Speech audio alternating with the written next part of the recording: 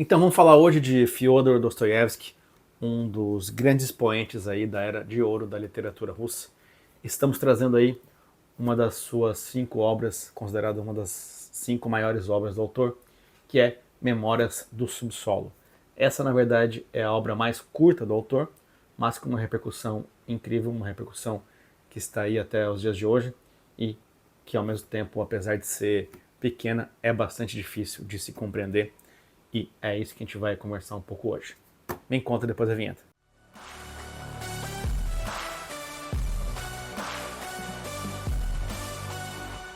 Olá, melhores leitores, tudo bem? Aqui quem fala é o Rafa e hoje a gente vai conversar sobre ele, Fyodor Dostoiévski, em Memórias do Subsolo, nessa edição aqui da Excelsior, com imagens, né, durante a obra de São Petersburgo, que é onde acontece essa história, e tradução aqui da Ramira Toledo. Muito bem, esse é considerado um dos maiores livros aí de Dostoiévski, que faz parte da era de ouro da literatura russa. E ele, apesar de ser bem pequeno, né, ele tem 192 páginas aqui de conteúdo, ele, apesar de ser bem pequeno, ele costuma trazer bastante dificuldade para quem está lendo, né? E é isso que eu quero conversar um pouco com vocês. Esse livro está no meu desafio 12 livros para ler em 2025. Eu quero sempre colocar um livro clássico aí dentro dessa lista todos os anos, né? Mas basicamente aqui nesse livro a gente tem um narrador que não tem nome, né? Que é o Homem do Subsolo, e ele vai trazer as suas memórias divididas em 2 partes. Na primeira parte do livro, ela vai ser mais praticamente uma teoria do que esse homem do subsolo acredita. E aqui a gente tem que entender, né, pelo próprio momento em que a Rússia estava passando e em que o Dostoiévski, né, o autor do livro, ele estava passando. Bom, ele estava retornando de 10 anos de exílio na Sibéria e a esposa dele ali estava enfrentando uma doença. Então ele estava com um amargor aí muito grande por causa da doença e também tinha mudado sua percepção de várias coisas da própria Rússia, ao ter contato ali com aquelas pessoas que viviam lá no exílio. Nessa época está tendo uma efervescência de ideias na Rússia, principalmente relacionadas ao cientificismo, né? Então a ciência, né, aquela empolgação pela ciência, trazendo cada vez mais respostas para todas as dúvidas humanas. E o Dostoiévski, ele adquire aí um caráter bem religioso nas suas obras, tanto que a mais conhecida delas é o Crime e Castigo, né, na qual ele fala que se Deus não existir, tudo é permitido, né? Se Deus não existisse, tudo seria permitido, trazendo um pouco dialogando um pouco com a moral cristã. Mas ele vai fazer um pouco disso aqui nesse livro também, principalmente quando ele está falando da questão do livre-arbítrio e do avanço da ciência, né? Trazendo as respostas de tudo. Então ele vai questionar diversas coisas e vai trazer até, nessa primeira parte, a parte teórica do que ele quer dizer, vai trazer até a vontade do ser humano de ter o livre-arbítrio, de poder ter a liberdade, né? Então, em determinado momento ele dialoga que se a ciência chegasse a responder tudo, o ser humano propositalmente faria coisas erradas só para provar que ele é livre. Eu separei aqui um trechinho no 8º capítulo, na página 46, que eu vou ler para vocês, né, que ele fala mais ou menos assim. Nossa escolha é geralmente equivocada a partir de uma visão falsa de nosso proveito. Às vezes escolhemos um absurdo absoluto, porque em nossa tolice vemos nesse absurdo o meio mais fácil de obter suposto proveito. Todavia, quando tudo isso é explicado e trabalhado no papel, então, sem dúvida, os chamados desejos cessarão de existir. Posto que, se um desejo entrar em conflito com a razão, então deveremos raciocinar e não desejar, porque será impossível reter a razão de ser sem sentido em nossos desejos, e assim agir conscientemente contra a razão e o desejo de nos prejudicar. E, considerando que toda escolha e todo raciocínio podem de fato ser calculados, porque algum dia serão descobertas as leis que regem o chamado livre-arbítrio, então, brincadeiras à parte, pode um dia haver algo como um índice elaborado de acordo com elas, de modo que deveremos considerá-lo de verdade durante a escolha.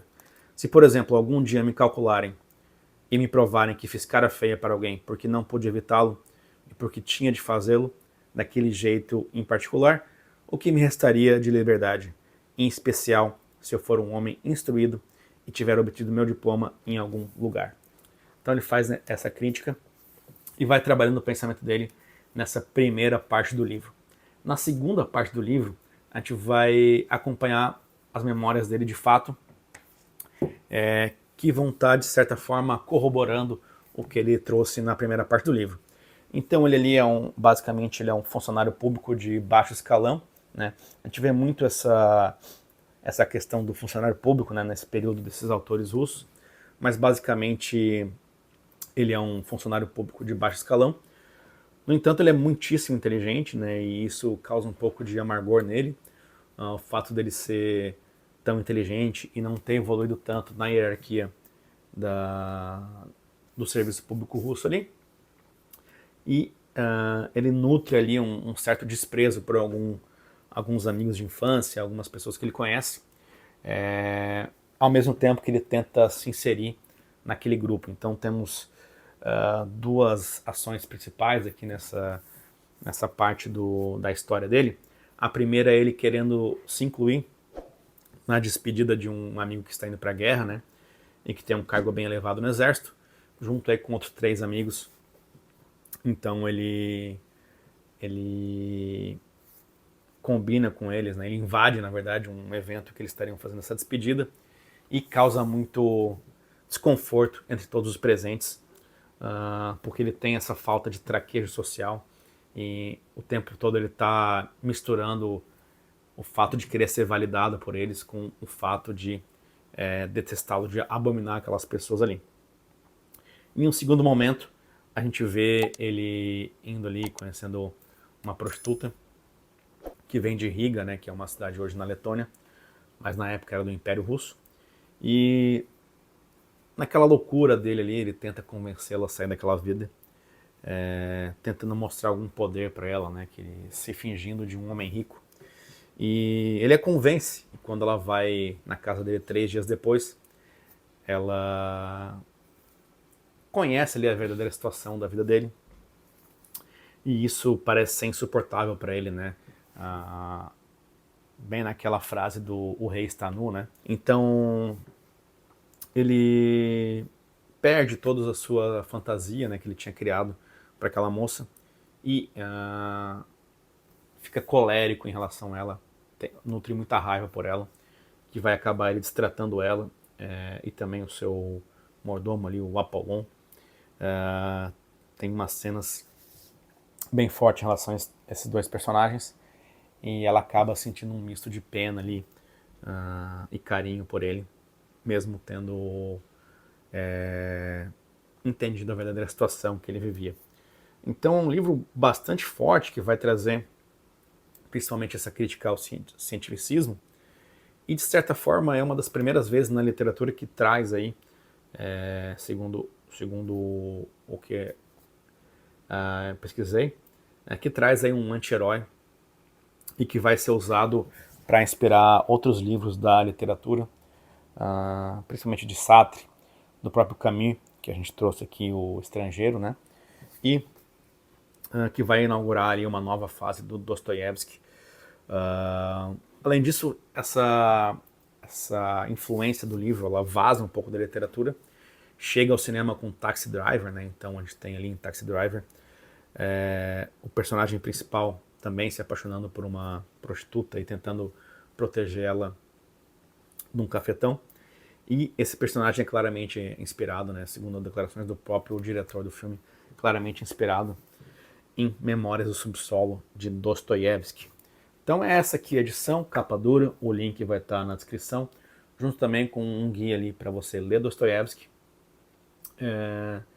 E se você gosta de literatura russa, também temos outros 2 livros que eu vou deixar aqui na descrição. O Nariz, de Nikolai Gogol, que é um conto, né? E A Morte de Ivan Ilitch, que eu acho que são os 2 melhores livros aí para quem está começando na literatura russa, pois eles não trazem uma leitura tão pesada quanto Memórias do Subsolo, né? Não é tão difícil de lê-los quanto esse livro aqui. Minha nota é 4. É inegável que é um dos clássicos da literatura mundial, então até é meio